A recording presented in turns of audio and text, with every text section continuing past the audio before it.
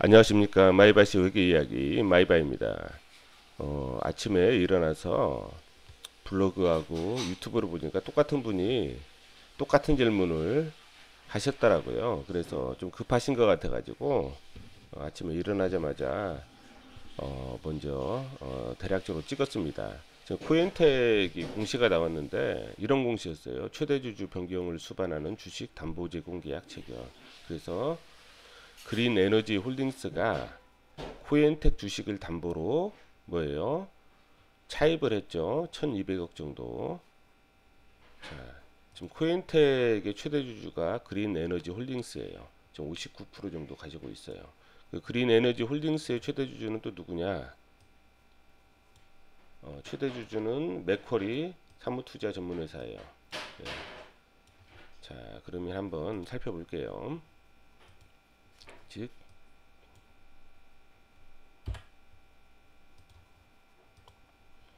자, 코엔텍이라는 회사가 있어요. 코엔텍이죠. 코엔텍이라는 회사가 있는데 이 회사의 최대 주주는 누구예요? 그린 에너지 홀딩스. 그렇죠. 그린 에너지 홀딩스고 이 그린 에너지 홀딩스의 최대 주주는 맥쿼리예요. 맥쿼리. 자, 그러면 지금 그린 에너지 홀딩스가 코엔텍 주식을 가지고 있어요. 주식을 59% 정도 가지고 있죠. 주식을 가지고 있는데 이 주식을 담보로 해서 평가 가치보다 한 50% 정도 대출을 받았죠. 한 1200 정도 대출을 받았어요. 1200 대출을 받은 거예요. 즉 코인텍이 대출을 받은 게 아니라 그린 에너지 홀딩스가 대출을 받은 거예요. 1200을 대출을 받았어요. 대출을. 이 주식을 담보로 해서. 자, 왜 이렇게 대출을 받았냐 하면은 지금 보통 우리가 이제 이거를 뭐라고 하냐면 우리가 자본 재구조화라고 해요. 자본 재구조화.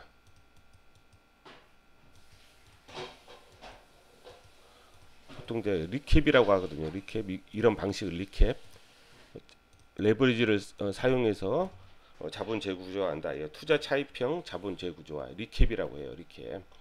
리캡이라고 하는데 자본 재구조화 방법은 여러 가지가 있어요. 하기 나름이에요. 하기 나름인데 이제 보통 이 사례 같은 경우는 아마 한독 사례일 것 같아요. 한독. 우리 한독이 IMM P가 사모펀드가 했던 사례가 이제 보통 이런 식이거든요. 자본적으로 리캡 방식인데 뭐냐면 얘네들이 주식을 담보로 해서 대출을 받아서 뭐예요? 이 대출 금액으로 맥코리아한테 배당을 해줘요. 배당. 왜 이걸 하냐면 그 얘네들이 투자한 금액을 조기에 회수를 하는 거죠. 조기에 투자금을 조기 회수. 투자금을 조기 회수하는 거예요. 그러면 뭐예요? 그린 에너지 홀딩스는 뭐예요? 지금 여기서 차입금이 발생하겠죠. 차입금이 발생하고 그린 에너지 홀딩스는 차입 이자 비용이 나가겠죠. 이자 비용. 그럼 뭐예요? 이 이자 비용 어떻게 감당해요? 코엔텍으로부터 배당을 받아서 주식은 있으니까 담보로 대출을 받은 것뿐이에요. 주식은 있으니까 배당을 받아서 이자 비용을 지급을 하는 거죠. 그렇죠? 이런 식으로 아마 가지 않을까. 코인텍 자본 재구조화 리캡. 이 리캡의 방법 자본 재구조화 방법은 상황에 따라서 여러 가지 방법이 있어요. 또 하나 방법은 뭐냐면 이게 첫 번째 방법이고 한도 과거에 IMMP가 했던 사모펀드가 했던 그 리캡 방식이고 그 다음에 또 하나 방법은 뭐냐면 이제 바디프렌즈라는 회사가 이제 보통 VIG 파트너스하고 네오플럭스 컨소시엄을 이루어 가지고 했던 방식이 뭐냐면 이거 바디프렌즈라는 회사가 이제 한 방식은 뭐냐면 바디프렌즈라는 회사가 한 방식은 그 다음에 VIG 파트너스하고 네오플럭스라는 컨소시엄을 구성해서 얘네들도 이 대출을 받아요. 주식을 담보로 해서 대출을 받아서 이제 바디프렌즈가 뭐냐면 유상증자를 할 때 유상증자를 할 때 뭐예요? 이 대출 금액으로 유상증자 금액을 다 넣는 거예요. 그러면 이게 코엔텍도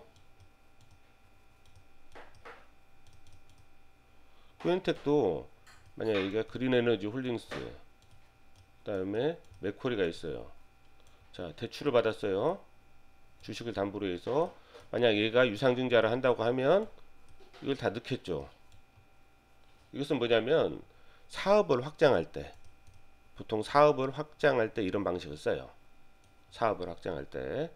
자, 그 다음에 그래서 이제 이거는 뭐 어떻게 될지는 모르겠지만 제가 봤을 때는 첫 번째 사례 그냥 투자금을 조기 회수하는 그런 사례일 것 같아요.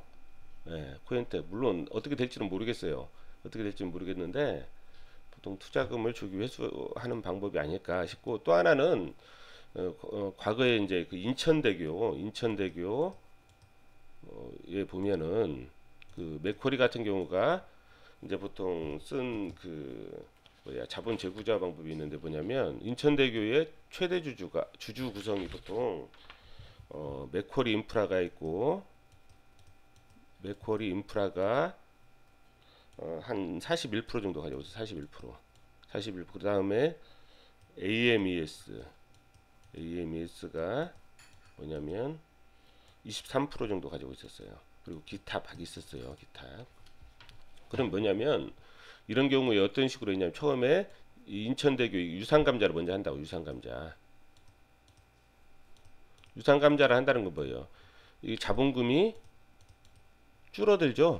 줄어들어요. 자본금이 줄어들고, 그러면 유상감자면 자본금을 줄어들고 이 사람들한테, 주주들한테 돈이 회수가 되죠. 돈이 회수가 된다고요. 각각 줄어든 만큼 현금을 지급을 한다고요. 유상으로 감자하는 거니까. 그런 다음에 뭐냐면 유상증자를 해요.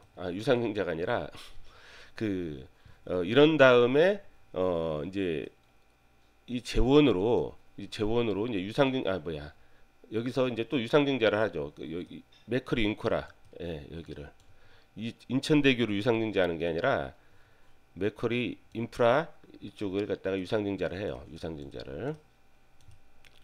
그럼 뭐예요? 맥쿼리 인프라는 뭐예요? 유상감자를 통해서 재원을 얻었죠. 유상감자를 통해서 재원을 얻고, 그 다음에 또 유상증자를 통해서 또 현금을 얻어요. 그렇죠? 그럼 유상증자라면 차입을 좀 더 할 수 있어요. 차입금 30% 정도 더 할 수 있고, 차입을 좀 더해서 뭐예요? 이 이대주주거 주식을 사는 거예요. 주식을 사는 거예요. 그래서 이것도 뭐 코엔텍 같은 경우도 코엔텍, 그린홀딩스, 그 다음에 맥쿼리가 있는데 뭐 코엔텍을 뭐 유상감자를 먼저 하고, 이제 그린홀딩스로 돈이 들어오겠죠. 유상감자 하면 거기다 그린홀딩스 유상증자하고 차입을 이렇게 하는 구조로 가야 되는데 이건 아니잖아요. 먼저 차입을 먼저 했기 때문에 제가 봤을 때는 이런 식으로 가기는 좀 힘들지 않나. 그래서 이 부분은 아닌 것 같고 첫 번째 방법인 것 같아요. 첫 번째, 그러니까 말 그대로 대출금으로 그냥 말 그대로 맥쿼리 배당을 하고 그 이자 비용, 그린홀딩스 이자 비용은 뭐예요? 그 코엔텍의 배당으로서 충당을 하는, 그래서 투자금을 조기 회수하는 그런 방법이지 않을까 싶습니다. 뭐 특별하게 최대 주주의 어떤 주식 담보 대출이기 때문에 뭐 코엔텍 입장에서는 그렇게 나쁜 건 아니라고 봐요. 어차피 배당은 그러면 여기서 이자 비용을 충당하려면 배당은 꾸준하게 이루어져야 되기 때문에 그 배당이 어떤 지속성, 그런 부분에 있어서는 뭐 좋은 방법인 것 같아요. 예, 오늘은 이상입니다.